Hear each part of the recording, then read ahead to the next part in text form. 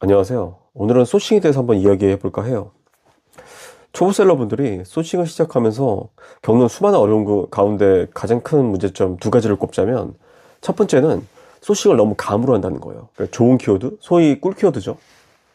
꿀 키워드를 운 좋게 찾았음에도 불구하고 소싱이 조금만 어려워도 금세 포기하고 싶어집니다. 결국 월 300에서 500 수익도 가능한 시장에서 포기하고 나오는 경험을 자주 하게 돼요.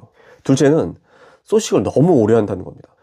키워드 양이나 경쟁이 너무 좋아 보여서, 그래서 어떻게 하죠? 도매국 같은 데에서 비슷한 제품을 찾아보죠.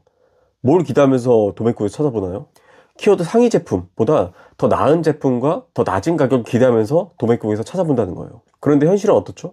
도매국 같은 데 들어가서 보면 그런 제품이 없다는 거예요.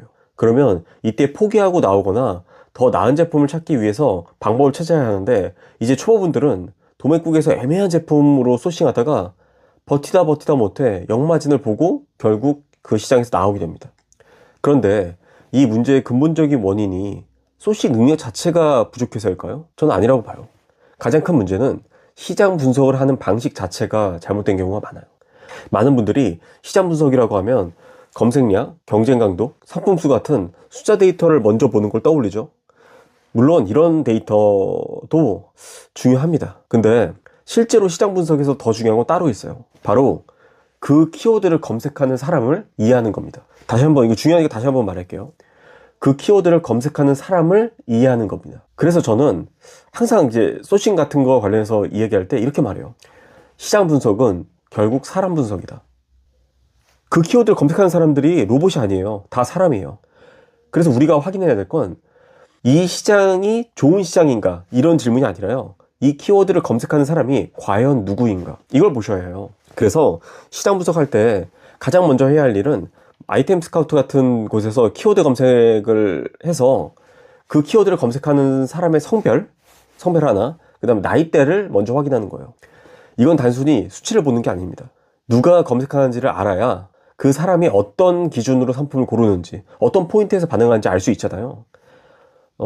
예를 들자면 40대 애 둘인 여성과 30대 미혼 남자랑 같은 제품을 구매한다고 해서 그 구매한 포인트가 같을까요? 아니겠죠.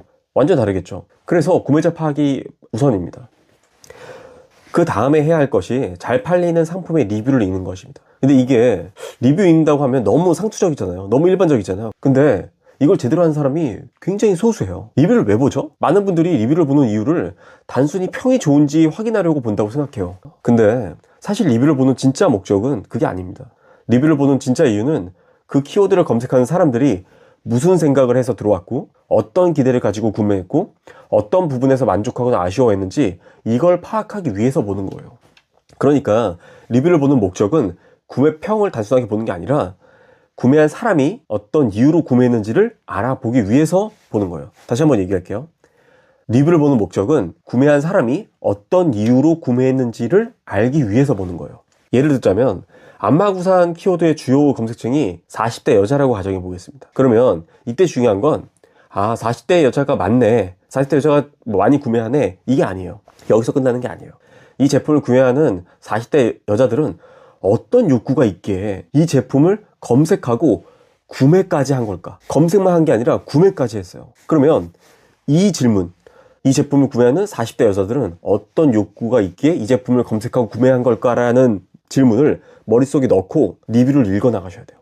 그래야 단순히 그 리뷰에 나와 있는 배송이 빨라요, 제품이 좋아요, 뭐 제품이 커서 좋아요, 뭐 그런 표면적인 반응이 아니라 그 뒤에 있는 구매 이유, 그 다음에 기대 심리, 불편했던 점, 이 제품을 통해서 그 구매자들이 원했던 것들, 이런 것들이 그제서야 보이기 시작해요.